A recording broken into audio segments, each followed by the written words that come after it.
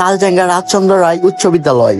এই হাই স্কুলে এক একটা জায়গায় এক একটা ছাত্রছাত্রীর স্মৃতি জড়িয়ে রয়েছে।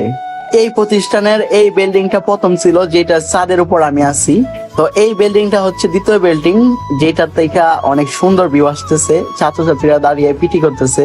আপনাদের কি মনে পড়ে আপনারাও এক সময় এই জায়গায় এইভাবে দাঁড়িয়ে পিটি করতেন? এবং আমিও এই স্কুলে এই জায়গায় এইভাবে দাঁড়িয়ে পিটি করছি এক সময়।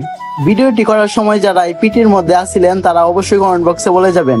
একটা সময় কতই না চেষ্টা করতাম ক্লাসরুম থেকে বাইর হওয়ার জন্য, কত বাহানাই না করতাম স্যারদের কাছে। আর এখন ক্লাসরুমে ফিরে যেতে খুবই মন চাই, কিন্তু যাইতে পারি না, আর শুধুমাত্র সময়ের ব্যবধানে।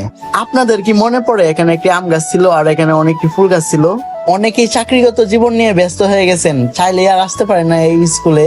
আপনাদের এই প্রিয় স্কুলটি তুলে ধরলাম এই ভিডিওর মাধ্যমে। আপনারা অনেকে আছেন বিদেশে এবং অনেকে আছেন সংসার জীবন নিয়ে। আপনারা যারা এই স্কুলে পড়ালেখা করতেছেন, আপনাদের কাছে কোন স্যার ম্যাডামটি প্রিয়?